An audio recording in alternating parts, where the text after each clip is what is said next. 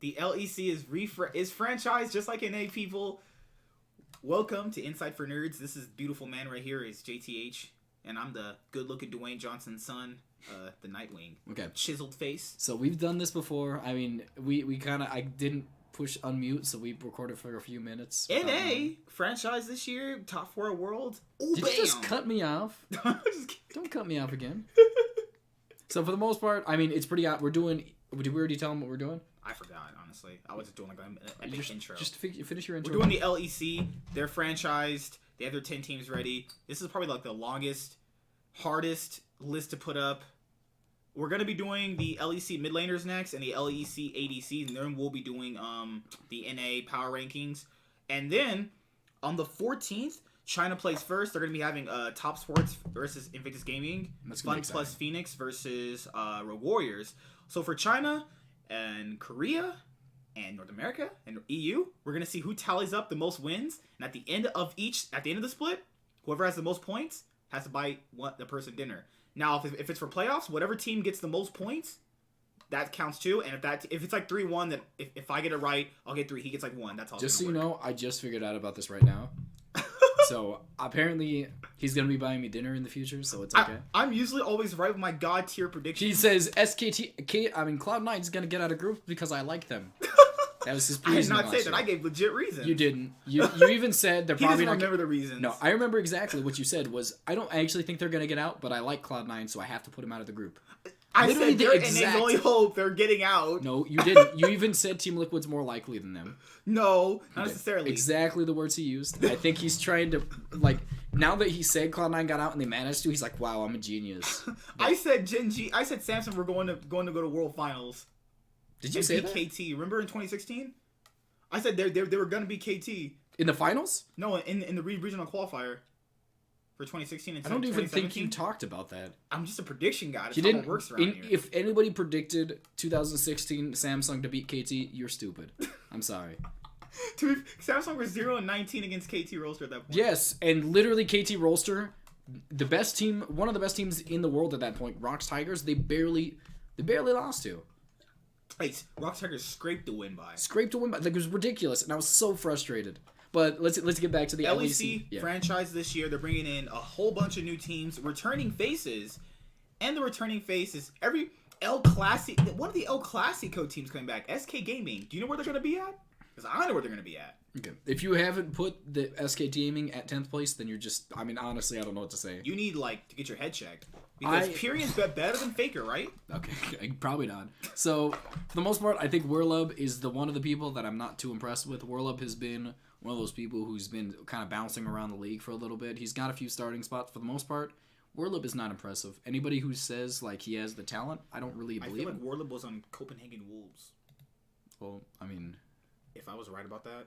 I mean, okay, thank God I'm not, because I feel like he was. Oh, he was on Huma. Yeah, okay, now I remember who that guy is. Nope, that guy sucks. Yeah. Wow. I don't know what I just did, but for the most part, I think that Werlub not too impressive. Self-made and Crown Shot. Self-made is the jungler, if anybody doesn't know, and Crown Shot is going to be the ADC. I think these are probably going to be the best kind of portions of this team. I think, though I do think this team is going to get 10th place, I still think this roster is not too much of a mistake. I think these two people, you can kind of develop younger talent, which is what I said about Golden Guardians the other year. Like, I think that Golden Guardians should have taken a step back and kind of tried to develop talent. And then you saw their roster of Lorelo. Yeah, I think they should have. Yeah, because they said themselves that we're going to develop talent this year. And then PR they did. Manager, yeah, the PR guy said that. Then they brought in Hai, who's 90 years old. So, like, no, you're not developing young talent. So, for the most part, I think this is kind of what... I don't think SK Games is really going for that. I hope they are. Just look at this team like the next Golden Guardians. Yeah, but they're going to go 5...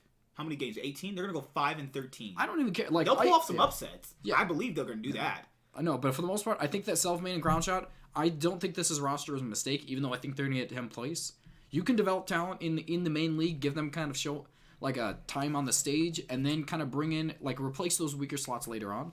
Though I don't think Self-Made or Crown Shot are going to be superstars in the league, I do think they're kind of, both of their roles are kind of similar as to what Impact has on Team Liquid. I think they're going to be super solid. I think they're going to be solid, like towards the future at least. I think they're going to be solid players, like who are not going to really make too much of an impact in the league, but they're going to not be a liability. And Pyrian Pyrian's the mid laner. I mean, I don't really have to explain. If you haven't watched SKT last year, if you don't have Pyrian over Faker in your top 20 players when it comes to Worlds, then you're crazy. Yeah. So, I mean, Pyrian, we already know enough about Pyrian at this point. He was good for like a day, right? It wasn't him, more so as the team functioned better around him because the younger guys... He actually wasn't that bad. All things considered, he played good against MVP and BBQ, and then when it came to teams who just knew how to play against his playstyle, he got curb stomped. I mean, everybody has a specific playstyle, but for the most part, I think he's the 7th, probably in the top, like, maybe 7th or 6th worst, 6th place, like, mid laner in the league. But for the most part, and then we have Dreams. I mean, if Dreams was on a Mysterious Monkeys, he was not great back then. I think he slightly improved, but for the most part, he's not anything impressive. This team is pretty much just going to be used as a developing pool for like Crown Shot and Self-Made, and that's pretty much my opinion. And then next on that. year, they're going to better teams probably. Yeah. So I don't want to spend too much on 10th place. I feel sorry for Fnatic. Their old rival came back, and they're going to be 10th. Yeah, I don't want to spend too.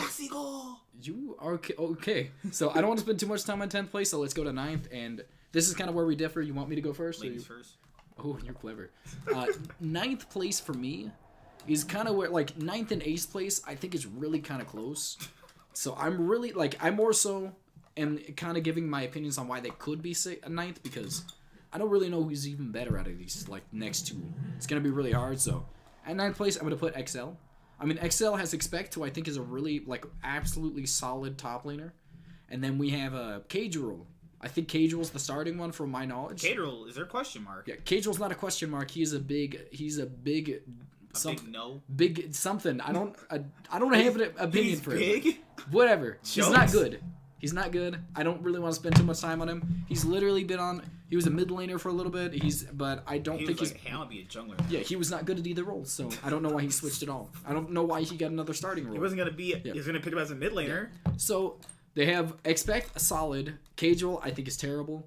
Exile is insanely inconsistent. He's either like who's a good comparison? He's either the next Bjergsen or he's the next like. I would say Nash. He goes. Well, I mean, yeah, the two different. For the most part, he goes from being Demonte to being Caps in like the span of a few games, which I don't think having a Caps every once in a while is bad. I think the inconsistencies are not going to win them games against the top tier teams. He only really thrives on aggressive picks. He doesn't really thrive on picks that are for playing for the team. Which he really struggles on. If he doesn't get ahead on aggressive champions like Aurelia, Vladimir's that are in the mid lanes, you have the. He plays like Cassiopeia pretty. He plays everything substantially worse than other better players. Yeah. So we have. So he may be able to contend with them. He can't because we've seen it all last year. He got absolutely murdered by people all the time. It wasn't even fair. So in the bot lane we have. He disrespects the jungler. He plays too far forward and he doesn't know when he's gonna get ganked because he plays too far forward. That's a super hard liability for them. I just don't see it working out with this guy. In the support role, we have Kasing, who I think is actually a pretty good support. So I think they have two pretty solid players on this team. And then the ADC, I don't know. I really don't know enough. Who's even going to be the starter on this team? We have Inex, who I believe hasn't even had a even starting role on any of the teams. Let me check that out. No, I don't. Jeskla, I remember him being on an EU Masters team. I think I've seen him before. Yeah, for the most part, he was on Splyce, but obviously he never got to play. So, yeah. Oh, I remember. No, he was. Well, I don't think anybody remembers him. He didn't get to play. For the most part, he didn't get to play in that. He played. Then we have pretty much. I don't know enough about Jeskla because neither one of these two have been a starter inside of the LEC. And then so I don't know how to compare this bot lane. So I'm gonna say that they're probably gonna be a bottom half. That's just literally all I can do because I think you're counting on Kasing teaching a brand new ADC how to kind of play in a competitive league. I think Kasing is very much capable of teaching a bottom tier. I mean, a newer ADC. That's the same thing. But that's the same thing Mithy did. But the thing about it, but the thing about it is, Jeskla has been inside of essentially, he's been inside LEC teams, but has never taken the role as a starter. So that's why my kind of opinion of him is kind of low. And Inex, again, never got a role, and he's been playing for quite a bit of time. Yeah, he's been playing for a while. Yeah, Inex has been playing for a few years, inside of that. I just think that he's just not got the... Since he's not got the role as somebody who should be in the LEC, I'm kind of worried about that. I don't know how long he's been playing. I don't know, we know how long he's been in the LEC, in the Challenger scene, not getting a team. So there's probably a reason why they haven't picked him up. He was not impressive. Just based off of stats, they weren't that bad. But for the most part, like, there's things that teams kind of saw in him that weren't that great.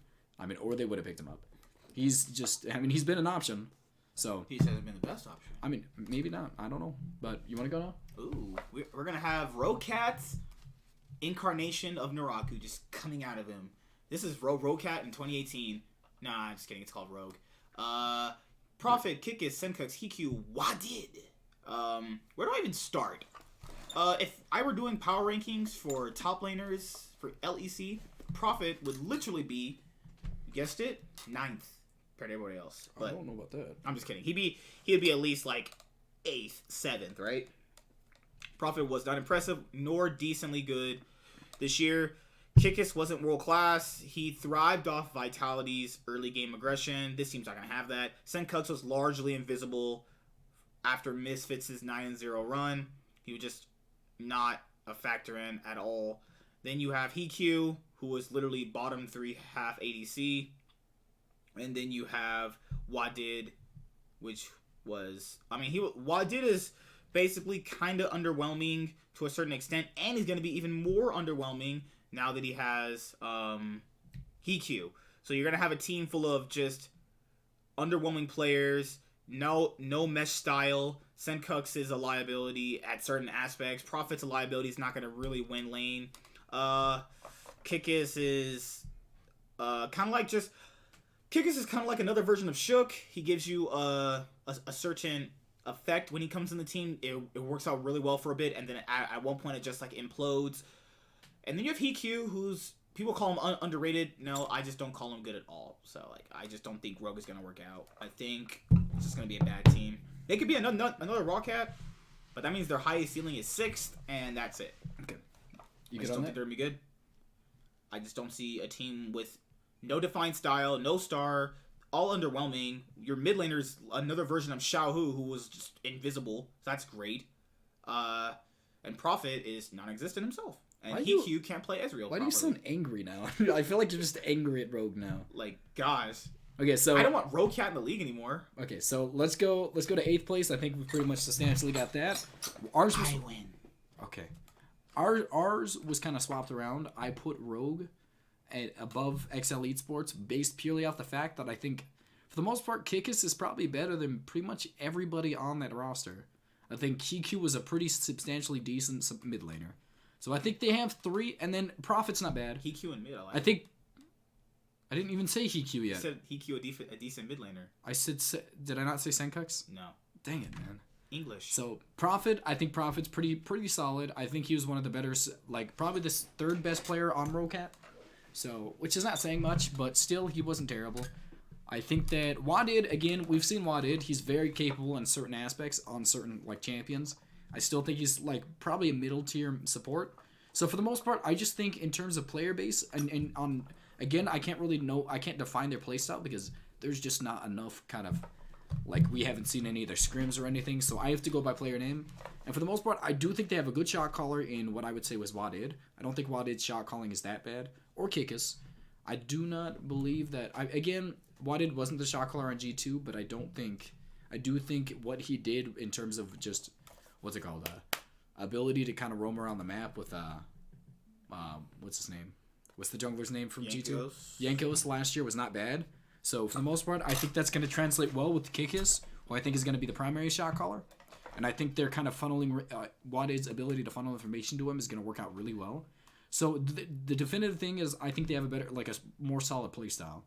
I think that Kikis is a smart player. We saw what he did with what's it called? Jeez, man, what's that team's name? Vitality? Yeah, Vitality. Thank you for getting these things for me. So Vitality last year. For English. Yeah, that's all you're here for, huh? Oh yeah. So Vitality. We saw what Kikis did for Vitality last year. He turned the team around. Their results became absolutely tremendously better once he came onto the team. He was not a mechanically better player. He was not ganking more aggressively, but what he did do is kind of provide the team with kind of a direction to take next year. And I think that's pretty much all you can ask for in a jungler that's not a superstar. So, Hiku obviously is going to be a gigantic weak point. Gigantic the weakness on this team. Who do they have on Rogue Academy that they can replace this guy with? I don't even know. They do not have a 10-man roster, though. They don't have a... Nope, they're all their academy has was Vander, that was confirmed a while ago. No, Larson. Larson is on the academy. Who's that? I don't know. Larson is he mid laner? Okay, they have Larson as the mid laner. They have I don't know anybody else. For the most part, I think that QQ is gonna be a big solid something. I don't know. Maybe he's just another solid Apollo. He is not as good as Apollo. I'm sorry. QQ is pretty terrible. Wadid is pretty decent. I think Wadid's a pretty okay support in the middle of the pack. I think that Senex is a good solid mid laner. Kikis, again, he's going to give direction to this team. I think he's a good smart player. And the Prophet, I think he's going to not feed against most people. Against the very top in Wonder and like a Cabochard, I think he will. But pretty much everybody else he'll do fine. Number 8. You're on number 8. Excel Esports, I had them over Rogue for a bit of a reason. They have players that can carry, can pop off at certain moments. You know, you have Expect, who was actually looking pretty good toward the end of his G2 run. We saw him kind of perform really well at the MSI that he went to that year. We saw him do pretty well at Worlds that year too, even though they actually didn't get out. He was actually a pretty solid player overall. Kadrill, that guy's useless. You have Exile, I mean, who on some days can be Faker or Bjergsen, or can end up just being another version of High in the mid lane as Golden Guardian's mid laner for that split. I think Exile could have more highs than Senkooks can. I think that Exile is just that kind of player. We could kind of see him come back to form with structure. Unicorns of Love that year didn't even have any structure. So I think that with structure, they can be a lot better. Now he's going to have that with XL Esports coming in with their brand and their name. Kasing is a lot better than Wadid. I think Wadid had the benefit of... I think Wadid was the beneficiary of G2 having just stronger players than what Splyce had in 2018. So I think Kikis... I think that Kasing, is going to be able to do a lot better with what he's given right now, given the fact that I think that this org is going to bring a lot more structure than Splyce did with what they want to give them. And these are those 3-star players you should focus on. I think that Expect is better than Prophet. You have Exile, who can easily go toe-to-toe with Senkooks. He's done it before. I don't see what makes it any different than now. And I think you have Kasing, who's better than Wadid. And I think Wadid, like I said, got the benefit of having the better players. And I think it's flipped around this year, and we're going to see a bit of a different stretch. So that's why Excel Esports from the UK is coming in at 8th for me. Okay, so I think that's they have no potential either past this point. Oh, jeez. These guys suck. So number 7 from Beyond. This and Beyond is pretty much what we've decided. This is what we debated for almost an hour last night about. Literally everything besides this is insanely hard to decide on. Like, I think I don't even want to say my number 7 pick. Yeah, I know, but everybody is, in my opinion, capable of going into the top 3. I think any of these teams can do it. I think the top like 2 are kind of definitive, but for the most part, I think that anybody in the top 7 to 3 are absolutely interchangeable. So I don't want, like, for the most part, this is just. Because I'm saying is 7 doesn't mean they can't be in playoffs either. I honestly think that. As it stands right now, just based off of what I think of these players, it's going to have to be what it is. But for the most part, I could see number 7 being number 3 and anything beyond that. So let's start at number 7 for me is going to be Origen. I think that... Oh, geez, that was a big sigh. So Deficio's new team? I think Duck? Deficio is very pretty. I'll give him that. Do you think the team that is coming back with Expeke as the owner, Deficio, Nuke Duck, Alfari, Cold... Sheriff and Mithy, Patrick and Mithy, you think that team of veterans and star talent is going to be in 7th? They're not making playoffs. Are you sure? I am very sure about this. Now, you got any reasons? I do have reasons. So let's hear them. Do I need to put a muzzle on you or something? So what I think is about Origen, I think that probably their weakest point in the map is going to be their bot lane. Obviously, Sheriff is a pretty solid ADC, but I do not think he's going to be... Everybody pretty much... Let me see. Everybody above him... Let me see. Or let me check and make sure I remember this correctly. Everybody above him probably has a better EDC. Copy. Upset. You know what? I will disagree with one of them because I don't know about him. But for the most part, I think that pretty much everybody above this has a stronger bot lane. I think that Mithy, again, the past 2 years has looked terrible.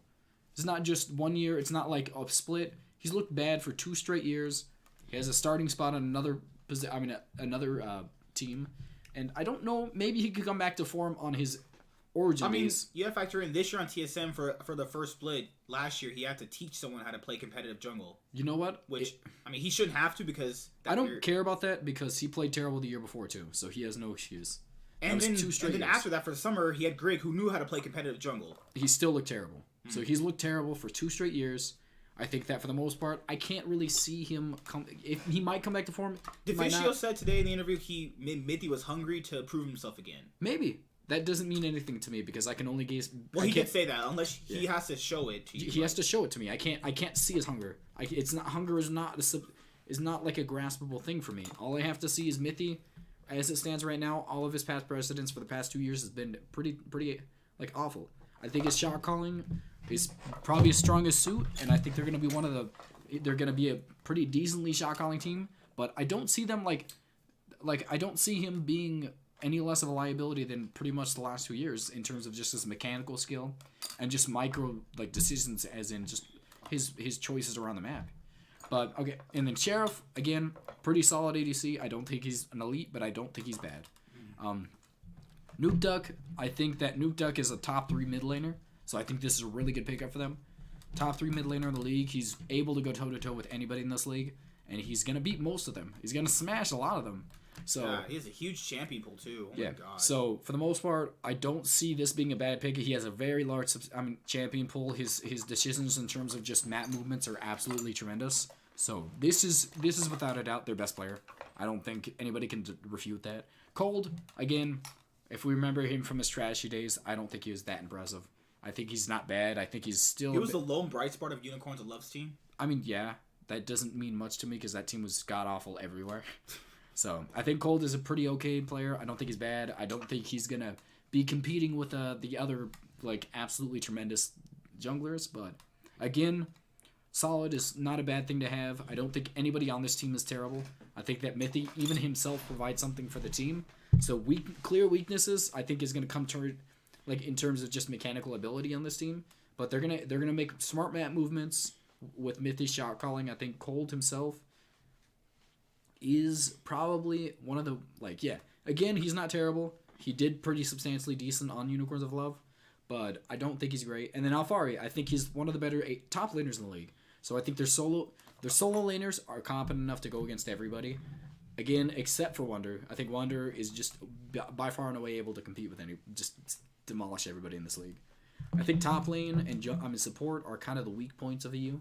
So it's kind of easier for the top of these roles to pull off just complete stomps against pretty much the lower pack teams. But again, I think their solo laners are competent enough to go against pretty much everybody.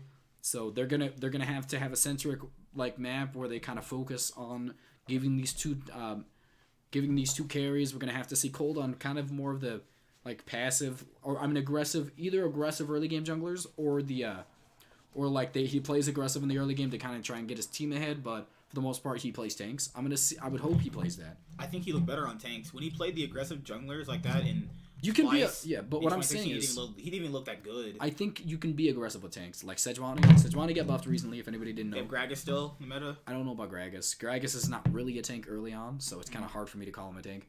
I think this team, if you get to late game, is going to do decent because of the fact that I think that Mithy is going to give him a better direction. If it gets to super late game, they get smashed. They have to end this team has to beat you in 25 minutes, or they're going to lose. No, I think they do good mid game. I'd say their mid game's not terrible. I think their late game is pretty bad in terms of just they're not mechanically good enough to compete with everybody, and their early game they're just not mechanically good enough to beat everybody. Again, these weaknesses in mechanical ability are kind of gonna be the breaking point and why this team. I just kicked my desk so hard and it hurt my foot. God, weakling. Yeah, it's gonna be the breaking point on why this team does not make playoffs, in my opinion. Number what? No. Don't do it. Just literally just say it. Number 7. Are you okay, man? I think I'm on crack. I probably go. Number 7 is the slithering snake in Splyce. See, I had a really hard time putting them at 7th. I still think that they might actually reach 6th. Why do you do Depends. these? But let's look at it for what face value is. Vizicachi has not performed very well in a while. He had a little bit of a upward trend because that's when he had amazing on Schalke. We saw what Vizicachi looked like when he had Pride Stalker as a jungler in the spring split. It looked very underwhelming. He does not look like his MVP form from Unicorns of Love in 2017. Let's look. Xerxes. I mean, people still want to say he's good. He still massively underperformed last year. Right? That's how it looks at, you know. Then who was Humanoid? We haven't seen him. You can't count him yet. So and you have Kabi and or Scarin. Kabi himself is kind of like another version of Sneaky who does very well with less resources, and I think he's pretty good. Not in the laning phase. I think Kabi is better outside of the laning phase. Literally just like Sneaky. He's they're almost the exact same player. Who's better? Honestly, it just depends on the day. Then you have Norscarin, the only bright part about Rokat, and now he's going to be paired up with Kabi. Kabi's more focused towards his lane than Sneaky is. So I don't know how their playstyle is going to mesh up, but I think that Kabi and Norscarin are going to be better together than what Kabi had to play with Kasing last year. I think Norscarin's roaming potential is going to be probably really, really good for the team. I just don't think this team is going to have their cohesive style figured out in the spring split. Just having all these new players come together. You only have one returning player. You know, this seems like a late game team, except if they maybe can get an early game lead. I just don't see it happening. I see them at like 7th place. That doesn't mean they can't get 6. I just don't think these players from what they're bringing in is going to be a lot, because you have to factor in the veteran on this team is going to be what, Vizicachi and Kabe and Xerxes. I mean, those are great players, but I just don't see it happening right now. All of them, like, they're top players, and their jungler and their top laner massively underperformed last year by their standards, and haven't looked good in like what, almost 2 splits in a row. So that's why they're at 7th for me. Kabi's like their bot lane's gonna be a strong point. And I think their bot lane's actually gonna get them more wins than their top side of the map is. But nah, maybe next split I'll put them at 6, but not right now. I just can't do it. So my choice on number 6. I think we're at number 6 now, obviously, if you can count. Whoa. Yeah, if anybody's capable, you kind of already knew where this is going. Number 6 is going to be Splyce for me. We kind of switched those around again. The reason I put Splyce at kind of the higher position against Origen was because of the fact that I think Vizicachi is at least equal to, or I would say equal to Alphari. I think they're pretty close in, like, kind of in terms of just mechanical skill and all that stuff. I think Alphari might be slightly better on like carry tanks and carry players, but for the most part, it's a pretty equal lane. I think that Xerxes is pretty substantially better than Cold. I don't think that goes without saying. I think for most anybody who like kind of watched the league. Again, Humanoid is an unproven talent. I don't know too much about this team. I mean, this player. I mean, he was pretty substantially decent inside of the. He was the star of his team back on a. No, he wasn't on Mad. What team was he on? He was on an EU Masters team, wasn't he? Yeah, I know he was. Oh, he was on Dark Passage. What's up? Dark Passage. Not the last team though. Right there, right? Yeah, but that wasn't his last team. Oh, yeah, you're right. I'm saying he was on Illuminar Gaming. Okay. Mm-hmm. So for the most part, I think he was a pretty substantially decent player. He has some main stage experience because he did play on a Turkish team, Dark Passage. Like he did actually get some time to play on like an actually. He played against Caps before, I remember. Yeah, but he did get some time to play on an actual main stage team, and for the most part, I think that Humanoid is gonna be the second best incoming mid laner in terms of just the new people. I think he has proven that he's decent at the very least. I do think Nuke Duck's substantially better than him. So I can't really like say he's the big reason, but I don't think he's going to be a liability. And then we go to the bot lane, which is the main reason as to why Origen is worse than this team. In Kabe, he's completely substantial. Again, a way better player than Sheriff is. He was one of the top ADCs inside of EU itself. And then Norscarin, who I would say was probably the second best support in the league, right behind Hillising. I think he was better than pretty much everybody else in this role. And I think with kind of the gelling of gelling of the kind of playstyles I think they both have. I think they're probably going to be like one of the top 4 bot lanes in the league. I think there's pretty much Upset Ignar, Reckless Hillisang, and that's probably the only 2 that I say are actually better than them in terms of just bot lanes. So I think they're the third best bot lane in the league. I think that they have for the most part what I would consider one of the most veteran top laners in the league, besides maybe Soaz. And they have Xerxes. Like, I think they have, in my opinion, the two carries. Yeah. Who did I say? I just looked at. Sorry, I looked right up to Misfits Gaming right before that. Gosh. But Vizicachi, I think they. I said besides Soaz. No, you said. I said one of the most veteran top Maybe laners besides right, Soaz. You got you messing me up, man. I'm a dweeb. But for the most part, their carries are going to be probably going to be Kabe and Xerxes, unless Humanoid is a lot better than I think he is. Then if they can put him on a carry, this team is just going to probably get into fourth place. To be honest, I think this team has the potential. I think what they're going to lack mostly is going to be shot calling, but I think they're mechanically good enough to kind of pressure most of the team's early game, because I think a lot of these teams... Humanoid is going to come off the bat. He's going to be aggressive. He's not going to play passive. Kabe is an aggressive bot laner, and so is Nordscaren. Xerxes, obviously, we know how aggressive he is. And Vizicachi, I don't think he's aggressive, but I think he's capable of keeping up his kind of... Keeping, like, the pressure the other top laner, like, will kind of generate mitigated, and he can kind of let his own team, like keep pressuring the map because he's able to go substantially even. I think, again, shot calling, if they make it past early to mid game, they're going to lose, but anything before that, I think they're going to beat most of the other teams. So yeah, that's pretty much it. Number 6. We come full circle to playoffs, baby. Yeah. Dude, chill out. All right, so here's why Origen is probably going to be slightly better than Splyce. I don't think it's going to be a massive increase. There are going to be several different things, actually. So, Alphari, I think, is a lot better than Vizicachi. Even just in terms of mechanics, I think he's a lot better. They both had kind of swaps during 2018. We saw Alphari looked really good, and then he became invisible toward like the very end of Misfits run, but still was a pretty good player, all things considered. And you have Vizicachi. Spring wasn't really that good or impressive. Then summer turns around, he's a lot better. Overall, I think it's pretty even between that, but this is Origen. So I think they have a really strong top laner. Claude, he was the only bright spot about Unicorns of Love. He was still able to go toe-to-toe with some of the best junglers and go pretty much even with that and get some of his lanes substantially far ahead. But you factor in there was a lack of a leader on the team, and I think that with this team, with having Mithi as a leader, Alphari as a rock, and top lane is going to be a lot better. They have one of the more better mid laners in Nuke Duck, who's been in the league for years. He's been here since 2014. He's looked like arguably a top 3 mid laner in the league. I know people like to make a lot of memes about him, but he's actually, if you watch his actual gameplay and just only watch him during his games, he's absolutely incredible for what he can do.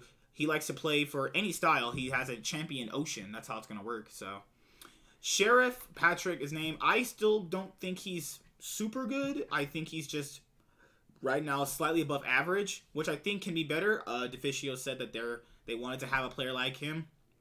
Mithi said he's hungry to prove that he's prove people wrong, but obviously that's not. I can't see that or have that translate to actual gameplay. He's looked really bad since like G2's summer split in 2017. Then I mean I don't know if I want to count. See, that's a problem. In 2008, Beerson said in their HTC Esports video that Mithi had to help Mike Young direction for the team in jungle, so maybe that affected his play. He said it was dealing with like depression and stuff like that. But in summer, now you have Grig. It doesn't look too good for him. The team didn't even know what he was doing. I think the shot calling was all messed up, but you factor in TSM shot calling, English words, has been messed up for a while. So I think back in Europe, he'll be hungry to prove and show that why he was considered a top EU support. Mechanics are probably not going to be what he shines on. He even said that himself, but you have an overall team full of veterans and a rookie that I think will have a bright spot, and I think the veteranship of them coming into the spring split is going to be a little bit enough to push them over the edge of the other teams and give them the 6th spot. I'm a debating master, right? Okay, so we're on to number 5, and at this point, again, a lot of these teams could be in different positions. I don't want anybody to think that this is my definitive. But I do think they're going to end up in this. I mean, this is, from what I see, this is the most likely positions for all these teams as it stands. But number 5 for me is going to be Vitality, which a lot of people actually put in the top 2. And again, I don't think that's very unfounded. But I want to point out that Mowgli, I think this team was kind of centric around early game aggression, which I do think Mowgli can do. But early game aggression doesn't function well when you bring in somebody who actually can't speak English. Though I do think Mowgli is an insanely talented player. I don't think he's gonna mesh well with a team who honestly kind of revolves mostly around like just speaking on a consistent basis. Vitality is an insanely aggressive early game team, and Mowgli is an insanely early aggressive player. So I think if most people would think this would work out, but again, Mowgli. But Yamato said he kicked Kikis because he think that Kikis had peaked. I've heard Yamato talk a lot, and honestly, that doesn't mean anything to me. I think that Mowgli, for the most part, he's literally not able to speak, so all of these early game aggressive decisions are gonna come. They're gonna come from nowhere. They're gonna have to come from a different position other than jungle. Troll. Well, yeah, other than jungle, who was actually, from my knowledge, the shot caller of last year. So for the most part, I don't think that these early. Well, he wasn't the shot caller. More so as who kind of instigated these early game aggressive like stints. Again, I'm not really too again, I have no proof. More so is like kind of the function of the team kind of shifted from Gilius and Kikis. The kind of the what's it called, the centralization around what their aggression and all these things happened drastically changed. Kikis and Jizuke paired up really well. Yeah, but I'm more talking. How in the world is Mowgli and? No, I'm not talking about the pairing of players. I'm talking about Kikis and Gilius. Like, when you replaced both of these players, you saw a drastic change in playstyle. So, obviously, most of the aggression, most of the shot calling is coming from this jungle position. And then, if you're going to put in somebody who doesn't speak English in this position, though I do think he's a mechanically great player, that's not going to work out well. Like, this is something that I don't understand the decision. I thought Kikis, like, if you do want to compete on an international stage, obviously, your weak point was, in my opinion, bot lane. I mean, not bot lane, but more so support. I think that Jack Troll is one of the weaker supports. I think he's probably 5th. I'll play 5th or 6th support. I think if you want to replace somebody, it's probably him. Second person, obviously, would be Kikis. Everybody else is substantially better than these two. I think that Kikis is by far and away mechanically weak. But what he makes up for in his weakness in mechanics, he does actually kind of provide the team in a direction. He was a smart player, and I think that Gilius, as we saw when Gilius was around, again, they were early game aggressive, but they were not smart. They didn't make smart decisions. All of these ganks they were premeditated, and there was not many counter ganks. It was more so just ganks in general. He tried to get the gank going, and he would get counter ganks. And when Kikis came on the team, that kind of swapped like 180. So I think that the removal of Kikis is gonna kind of make this team lose their direction. But I think the rest of the team and Jizuke, whatever, the Italian stallion, is probably number 2. The second best mid laner in the league, I would say. Or third best, at least. At the very least, third best. I think that Cabochard is the second best top laner. I think that Attila is one of the best ADCs, so they have really good players all around. I think their mechanics are going to carry them, but I think that they're going to falter a lot towards the very top teams because they don't have, again, what I would consider really elite shot calling. Position in the map? I mean, it's not the most important minute in the map. There's a lot of important it depends on the team. But I think that was their most important position. I think that with the removal of their shot, I mean, what I would say is a pretty vocal team member for somebody who's not going to be able to speak very well. I think it was a pretty poor decision. And again, not a bad decision if Mowgli starts speaking English, I could see them moving up. If he speaks English well, at least. I can see them moving up positions. But again, we're going to have to see that happen in action. And yeah, that's pretty much it. I don't think they can compete with the top teams just because they falter in sort of shot calling situations. You want to go? Number 5. Do you have to do that for every number? Just keep going. So I have FC Schalke 04. Schalke no fear. I'm not on the Schalke hype train like he is. Okay. The Schalke hype train has been marginally derailed after what I'm looking at this roster now. I do believe they are at least playoff material. I believe they are at worst going to be in the 4th place match, the 4th place match, and then they might win the 3rd place match, go to Rift Rivals. It all might be rainbows and sunshines. We all might get wives and have kids and, have multi-million-dollar businesses. That's how that works in my head, right? All right, so Otawamne has not looked very impressive for quite some time. I'm worrying that maybe he's just kind of faltering towards other players. Memento is easily top 3 jungler in the league, arguably 3rd if you want to count the consistency factor of Maxwell and Broxa. There you go. I think that Abadaga is that's how he wants to pronounce Abadaga. He looked better in the TCL region. We saw him go toe to toe with GBM. Now, if your only competition is GBM, then you're gonna look good anyway because GBM's not that good. But you come off the back of Upset and Ignar. Now, Upset is their only returning member. Upset was a better version of Sven in certain aspects because he could do more aggressive early game things. Sven liked to play for the lane, so did Upset.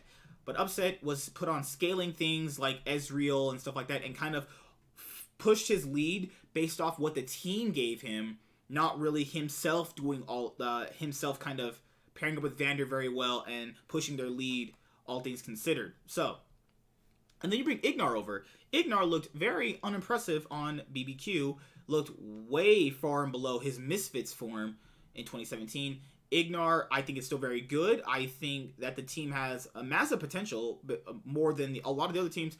I'm just not seeing where they synergize well or pair up better than other teams that have already meshed and have solid players around the map. I think their players are solid in terms of what you want to get out of them.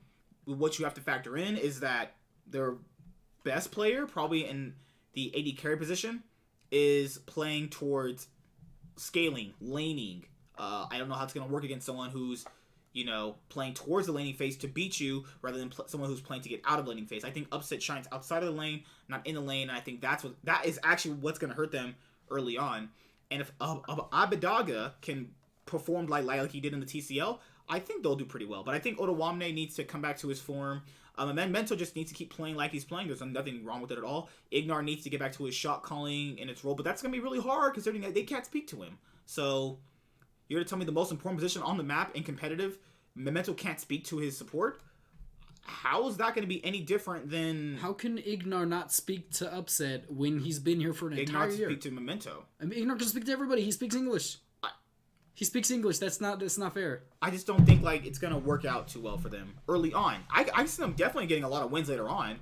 I just don't think it's going to work out early enough. I think that's why they're my 5th place team. I just think the players themselves, you have underperforming, bright spot, decent, good, and you have good. You're underperforming. If you're what you call the underperforming player is Otawamne, I think that's substantially good.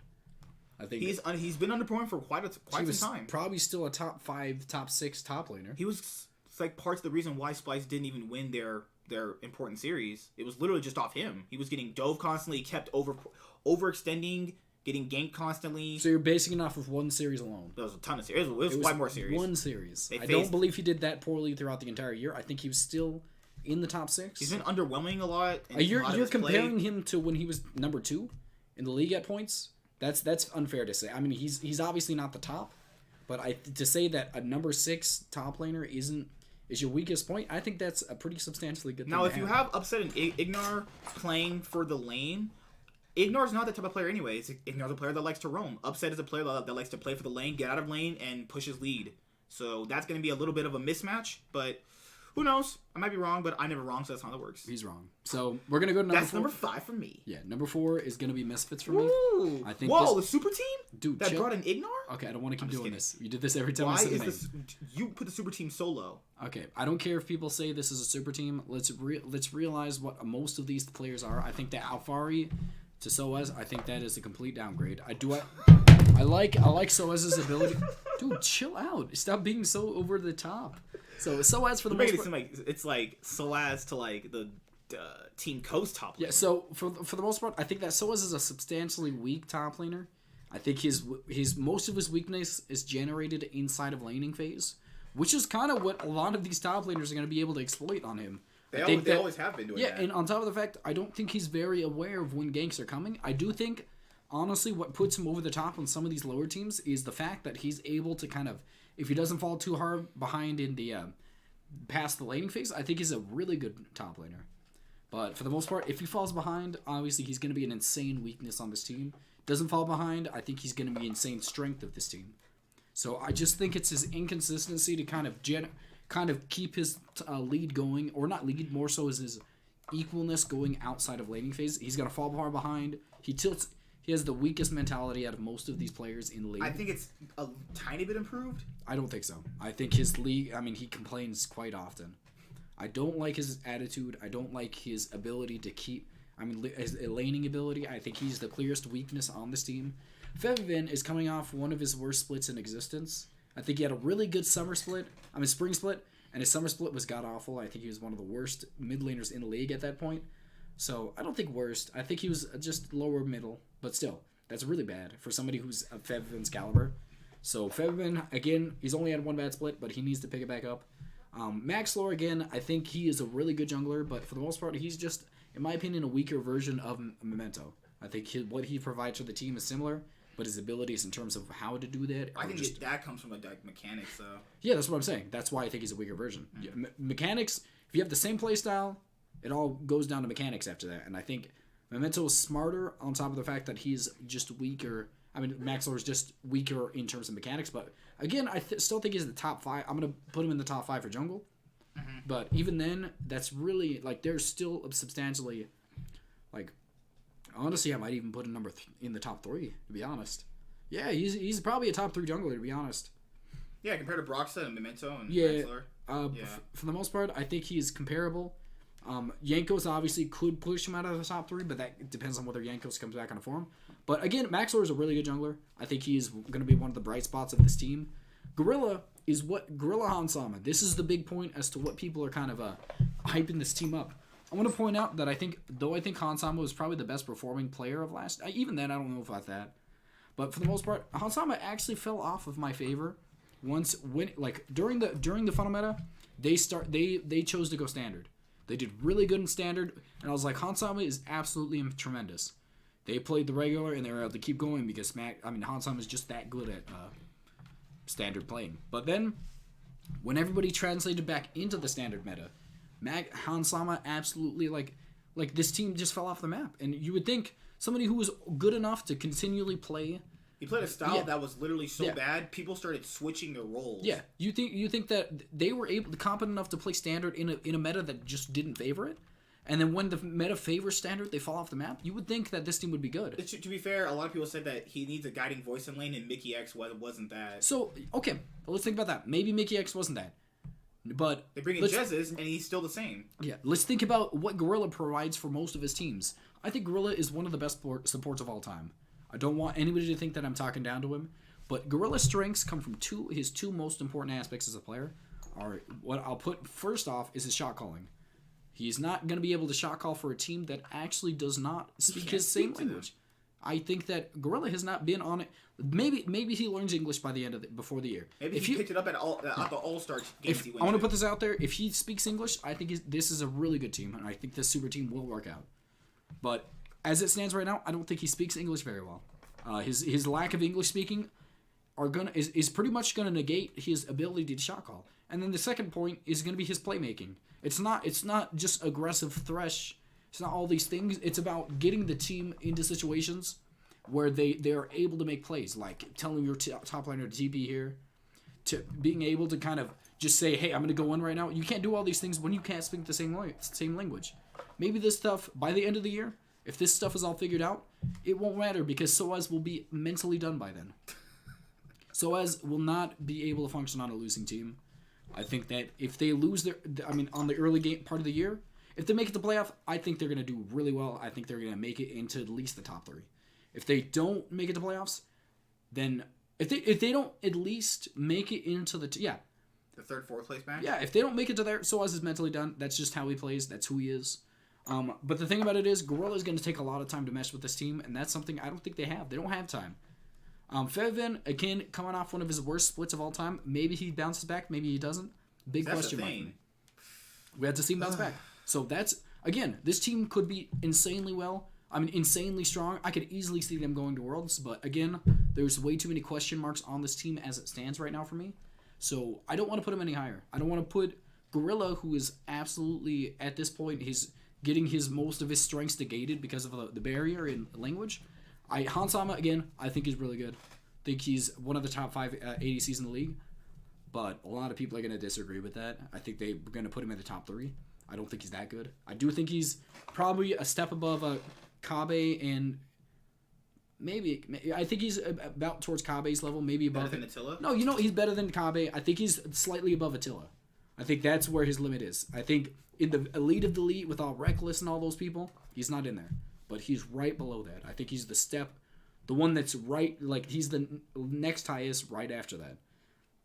But again, I think that kind of puts them at a weakness because they really don't have a superstar. If Evan doesn't come back online, they're going to rely mostly on Maxlor and Hansama. They would rely, they'd be a jungle bot-focused team. Yeah, and if he comes back online, this team could challenge anybody. I don't think a lot of the teams are going to be able to kind of negate the amount of pressure they're going to generate. Could come to like an Otawamne form. I would be good with this team would be fine. But yeah, that's pretty much it. I think I've pretty much gone over the reasons as to why I put them. So number 4. We're at top 4, baby. We're potential Rift rivals teams. All right, Vitality. Now, it's going to be interesting because it's a double-edged sword with me. I put them here for several different reasons. Now, if anybody remembers the old Vitality, remembers that when they actually did switch out players and put Koreans in, it was terrible. Now, you could factor in that could be the same thing, and if you said that, you might be right. But to be fair, they're not switching out multiple positions this time. They're switching just one. Now, the reason why they're at 4th is because I don't... Mowgli, not being able to talk to them is the worst thing. They thrive off aggression. Jizuke being able to ward deeply because his jungler says, hey, the jungler's not here. You can go here and ward and push the lane. Cabochard having a bit of a safer laning phase because of what Kikis and Gilius provided for him during the spring and summer splits. You have the bot lane who largely didn't need ganks but got them anyway because Kikis and Gilius knew if Jizuke wasn't able to carry them, then he knew that they had to go bot lane. And I think that the weaker part of Vitality is probably not even going to be Mowgli. I think it's actually going to be Jacktroll, who's looked kind of for quite some time, actually. Playoffs in playoffs and like third place matches he was a part of, he's just been underwhelming. I think he just does things marginally worse than a lot of the top tier supports. I think Mowgli, he came in for Spirit because Spirit wasn't being consistent. And he came in with prior game knowledge. He's not going to come in with prior game knowledge now. He's going to come in with just basic knowledge of what's going to be shown in front of him. I think that if you think about them challenging for top 3, it's not going to happen because their position that they mostly thrived off of was jungle. Jizuke was easily top 3, top 2 mid laner, even got Rookie of the Split in spring. But to be fair, Jizuke did have the most deaths. That might be due to the fact that he was largely over-aggressive, which he needs to tone down. Attila still can hold his own in lane. Attila can play the Draven, the Heimerdingers, and stuff like that. So I think that overall, I think the team is still very strong. I think the biggest question mark is their support and the jungler. I think that if Mowgli, if he can just learn some sentiments of English, the team can still challenge for top 4. I don't know if they're going to get like top 2. I think that was largely off the back of Kikis. I like to call that, like, people like to say the Shook effect. I like to call it the Kikis effect. Kikis comes in for a couple of weeks, extended weeks period of time, makes the team look really good. Then at certain points, it just all falls down. And that's kind of what the Kikis effect is to me. So that's why I have Vitality at number 4. I think Cabochard is easily top 3 top laners. I think he's marginally outshined Vizichachi and Otawamne after so many splits. Even when Vitality looked like garbage, he looked better than them. So you have Jizuke, who can easily challenge for for first place mid laner, and you have Attila, who's a really strong AD carry who realistically can stay in the lane while Jacktroll roams, and Jacktroll's weakest point is roaming and face checking. So, but I do believe them having prior synergy from the first year and just adding in a better piece to their puzzle is going to be a lot better for them. And that's why the B guys... Wait, is that a B? That's a B, isn't it? What did you just closed down my entire thing? No, I didn't. You literally just... I wasn't even looking. Why would you do that? I didn't. Don't do this. Don't say it. Just say I'm sorry. People like me don't say sorry. What? He doesn't too much of that. So yeah, that's a B. Yeah, that's a V. That's a B and a V. BV. It's a V. What do you mean? It's a V. Look at that. That's not a B. B. It's a V. V. Are you saying V? It's literally a V. Their letters a V, but it's shaped like a B. It's not. Because it has wings right there. I mean, someone said it was a B. Oh, I thought you were saying the letter B. Okay. No, I said it's a V that has a B in it. Okay, no, that's why the whole B letter. I thought you were talking about the letter. Okay. So Team V for victory. Okay. And if you're at Factor and you still have Yamato, I think he's one of the best coach in the league. He's won Coach of the Split multiple times. So Vitality, top 4, baby. Number 3 for you. He's on the Schalke hype train. You let me say my name. Why are you on the Schalke hype train? Okay, so Schalke is obviously, a lot of people are not going to put them in the top 3. And what I think most of the people aren't understanding is they have top 3 players in 3 positions, in my opinion. I think that Ignar can obviously be a top 3 support if anybody remembers his capabilities. Upset, I think he's the best ADC in EU. A lot of people are just not understand. His capabilities are tremendous. Memento, best jungler at EU. I think that these 3 players alone are capable of taking them into the top.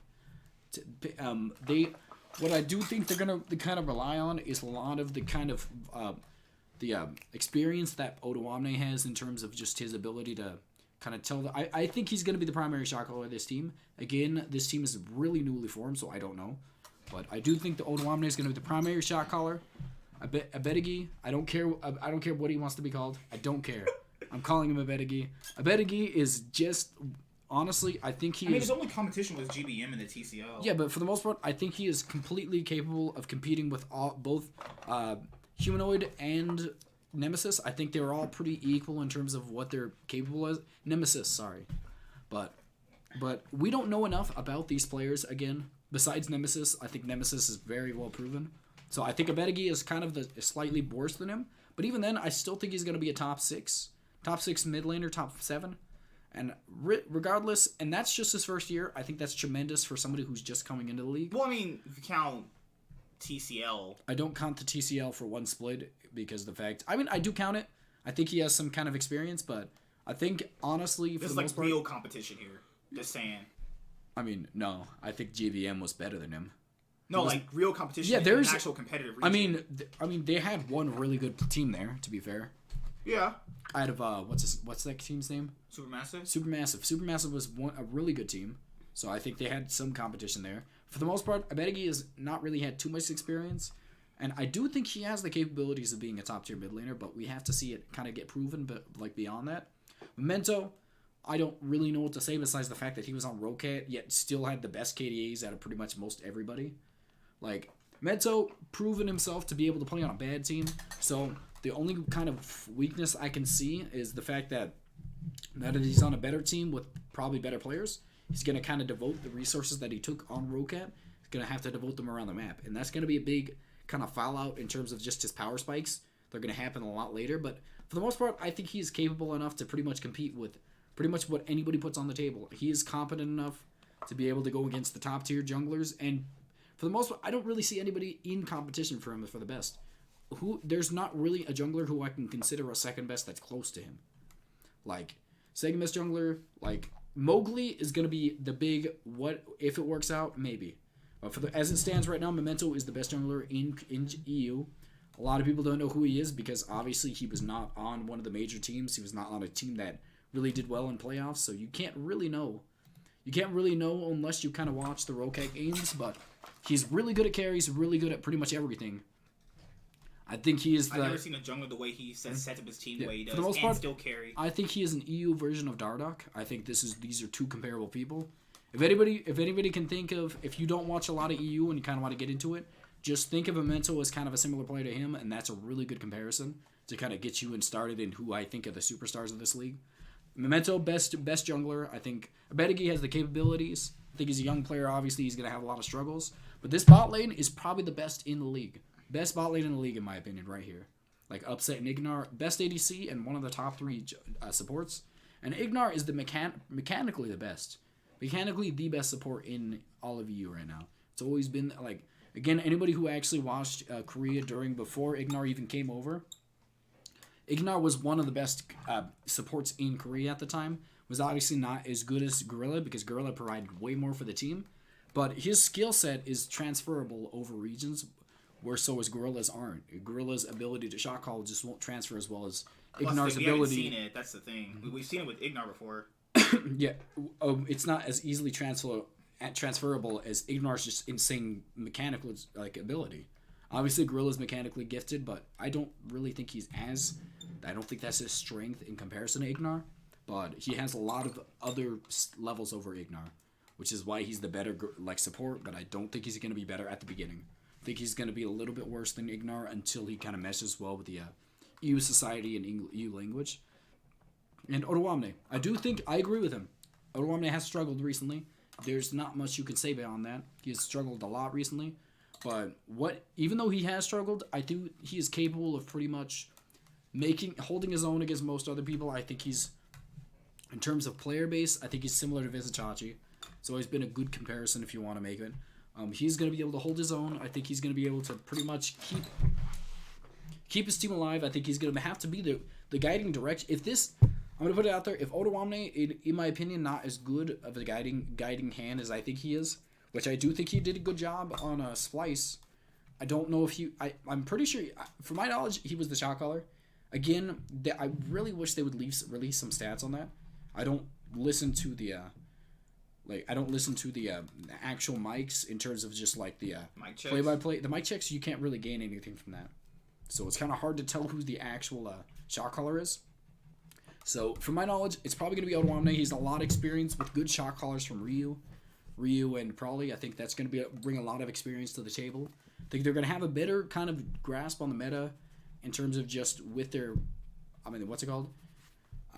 With their ability, like, what is it called? It's not grasp the meta. I think they have a pretty substantially decent coaching staff. Obviously, they lost Boris, if anyone remembers. But I do think, like, from what I've seen them bring into the league, every time they make a decision, I think their organization itself is a really good one. They have the money, they're willing to devote the resources, and as it stands right now, they're using Dylan Falco, right? Mm-hmm. Yeah, they're using Dylan Falco for the team. So, if anybody remembers, obviously he was not the main coach of Fnatic, but Dylan Falco is just genuinely, even without a young buck, I still think he was a pretty decent coach. So he's going to get a chance to reprove himself and say that he was a part of, like, a big part as to why Fnatic succeeded last year. He probably wants to prove that. Schalke, if you don't rate Schalke this high, it's understandable. Abedigi is probably going to be the weaker part of this team because, again, he's not very experienced. Odoamne is coming off of a slump. But these three players should be able to convince you in and of itself that they're top 5. I don't think it goes without saying. Upset, Ignar, Memento, they should be substantially convincing. And Odoamne, really solid. I do think he's had a slump, but that's pretty much not the biggest thing in the world. And Abedigi, we're going to have to see what he does. So, I don't care. So, you were number 3? Just go. Number 3. Misfits, I think, are an interesting team for what is going to go on. You factor in, they have a 4/5 of a super team. I don't think Soaz is anything super. I just want to put that out there for a second. I think that the Shy largely went easy on him in their last match. I know people said, well, he doesn't go easy on people. You would never know that, and by looking at the game, people can take it easy on someone. Literally, Castles can take it easy on Ryu and still beat the crap out of him. So, there's that. I think Soaz is marginally worse than almost every top laner here beside the bottom 3 teams. Top laner. And someone's gonna be like, well, he's a rock for the team and all this. It doesn't matter if you're a rock for the team. If you're a rock for your team and you're like 0-3 and you're like 25 CS down, it really doesn't matter because you're gonna get ran over. And I think that's their weakest part. That's why they're not a super team in my personal opinion. I think Fedbin is still very good. Max Lord is easily the top 3 jungler. Hansama and Gorilla. Now, Hansama, from what I know, needs a guiding hand in lane to kind of like for a shot calling voice. Now, how is that going to work with Gorilla who can't speak to him? That is going to be like, hey, you want to go here and do something? He won't know that. Unless he's, pinging and stuff like that. I think they're going to have some growing pains. Like, a lot of the super teams have growing pains. Team Liquid had some. KT Rolster had a lot. A lot of super teams have growing pains. And I don't think they're going to be any exception to that in the spring split.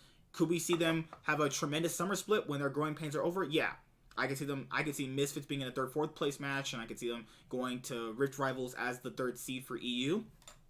I just think that some of them are coming off of underperforming splits.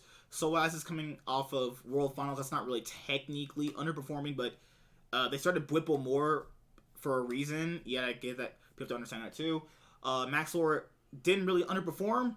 Still a really good player. Fevin marginally underperformed for Summer. Hansama didn't do so well till the very end, and so did Gorilla. So all of these players, technically, looking at the team, are super. But if you look at all their most recency, it's not exactly super, and they're not going to be in, and they're not going to win the split like they want to unless these players come back to their true form, like Cell, if you absorb them. Okay. I think their shining star and their question mark is going to be either Soaz or Gorilla. Depends on who we get in the day. But yeah, Misfits for me are easily top 3. Your turn. You're actually already done, really. Okay, so my number two. We're into number 2 in this, the top 2, and it's obviously, since we've not stated 2 teams, you know who it is. My number 2 is going to be G2. I don't really want to put him this high. Like, I really don't. I think that there's an unproven like status and perks as ADC, so we don't know how good perks is going to be. But Mickey X, he's a pretty decent support. I think he's still in the top 5. Caps, best mid laner by far. Wonder, best top laner by far. So just purely in the solo lanes. And you have easily the top 4 jungler in Yankos. I don't say easily. I think he's struggled, and he's top 5 maybe.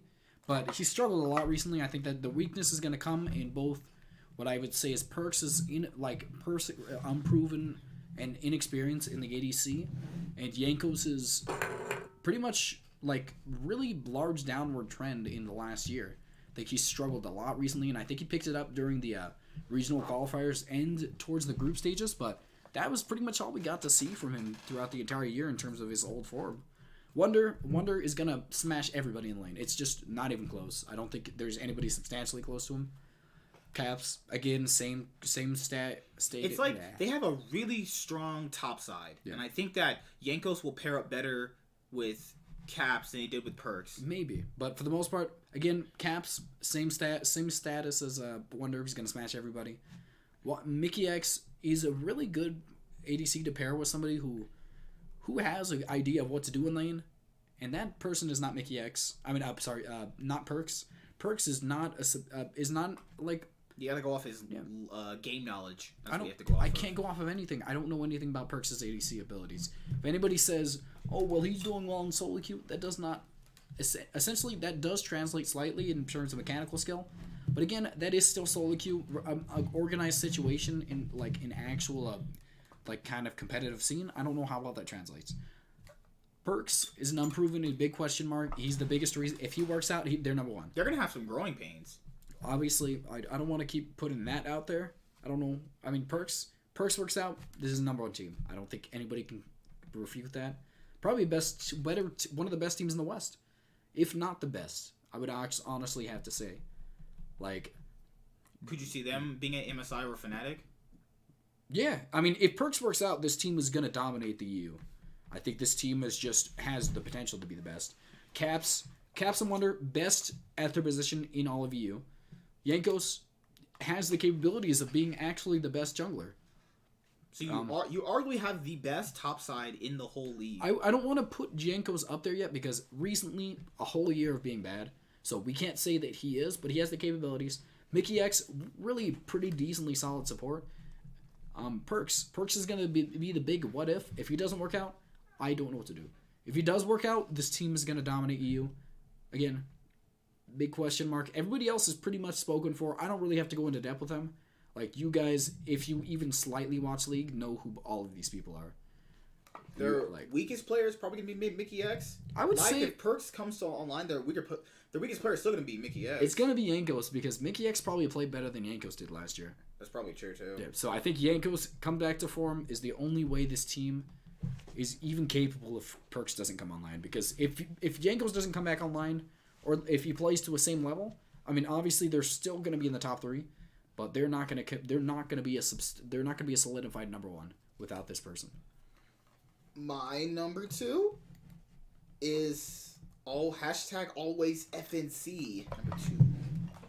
I think that when you come off of how good they did last year, it was largely off the back of, you had Dylan, you had Soaz, you had Caps, you had all these things going for you. And then you factor in when you're coming into this off now, See, the reason why people rated them higher in last year's spring was because they changed one player who was their worst player, and they got a better player. So that means that they're obviously going to do better.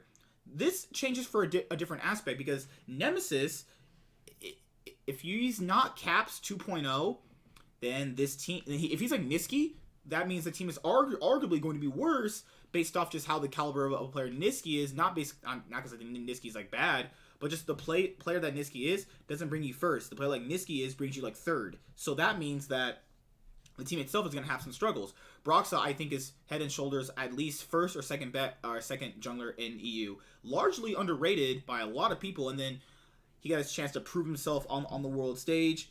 He got his chance to kind of show why he's the top dog in all out of the EU junglers. Him and Maxor have got to have that chance, and I think Memento, to get to that absolute first spot, he's going to have to show that at Worlds to me. But, I mean, you could take it for face value what it is. This is just, LEC. Not LES anymore.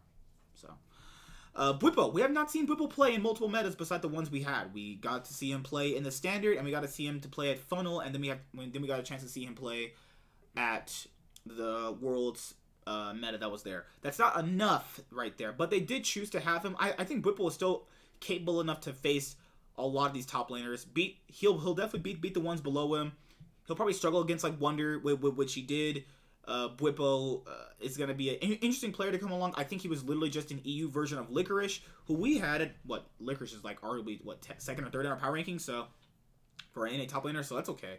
But I think that the team is going to have a lot more growing pains with the new mid laner because mid laners are most important position. Fnatic has always, as an organization, needed a really strong mid laner, and if Nemesis doesn't bring that, they're not going to be at number 1. That's just how it's going to work. Mid lane is so important to the league, and I think that switching out, well, with Caps leaving, this is going to be a problem with them. Now, Reckless and Hillsang are easily, first, second best bot lane, beside maybe Ignar and Upset, Hansama Gorilla, but Hillsang has massively improved since last year from his Unicorns of Love days and stuff like that. I think he easily became almost, top 3 EU support. Reckless is still arguably first best ADC in EU, so that is why they're going to be number 2. They have very few weaknesses, but I think the big weakness Fnatic has is their mid laner, because that's always been a shining bright star for them, and I think that Nemesis, until he shows me that he's that shining bright star, he cannot be and help Fnatic put them in number 2. But I will always be #FNC. Actually, this year, I think we could see Reckless win MVP again, based off how he's gonna feel he's gonna have to carry the game. Like back in 2017 spring, he played the ADC Kennen and carried a bunch of games. So I think we could see that Reckless again. And that's a really good Reckless, and he would easily be the top ADC again. I still think over Upset. So that's it. That's why Fnatic is number 2. Number 1 for you. Okay, so number 1. Again, the only team I haven't mentioned is Fnatic. I think pretty much their only piece, again, their strongest piece, is going to come from the fact that they replaced Caps with Nemesis. Nemesis, obviously, their Caps was the big, this is the guy they're going to have to come off of. I think, but the reason I think this team is going to be substantially good is I think that Nemesis is actually going to be a top 5 mid laner next year. Again, not number 1, not a solidified best mid laner like Caps was, but we still have, from my honest opinion, a really amazing coaching staff, the best coaching staff in EU in Young Buck on this team. We have Bwipo, who is, in my opinion, only going to get better next year. You're not going to have a year 1 rookie getting much worse, unless it's just was a lucky year, which it really, again, I don't think it was. Broxa, one of the best junglers in EU. You have really, amazing, in my opinion, one of the best macro decision, oriented teams in EU out of what the bot lane brings to you in terms of just shot calling. Reckless and Hillsang, top 3, top 2 bot lanes in EU. Really depends on how Gorilla and Hansama come online, but then we have Nemesis. Again, I don't know enough, pretty much all we can go off of is the EU Masters, which he was one of the best players in the entire this league. He is really good. He's really good in every aspect. I believe he has 5. He had 5 solo queue accounts inside of the top 10 at one point. So it's really you can't really say this dude doesn't have the talent. He does. Looked really good in the EU Masters. Looked really good in solo queue. I mean, for the most part, he really does have a lot of hype surrounding him. If he works out, this team is going to be able to compete. It's going to be in the top 2. The only thing that really matters is Nemesis' ability. We obviously saw what everybody else on this roster was capable of. So just adding another player is pretty much you're replacing one piece. How good is this piece in comparison to your old pieces? How good this team is going to be in comparison to last? Broxa, Reckless, and Hylissang. Reckless, again, top 3 ADC. He's been one of the most stable ADCs in all of EU history. There was a split where he literally carried so many games just by himself. Yeah. This is what Jez is. Yeah, I mean, Jez isn't even bad. I don't want to say Jez is bad. I mean, he carried it off ADC Kennen. Yeah. But for the most part, Reckless is one of the most iconic ADCs, and not most, he is the most iconic ADC in EU history. There's not really anybody competition. He is the face of Fnatic.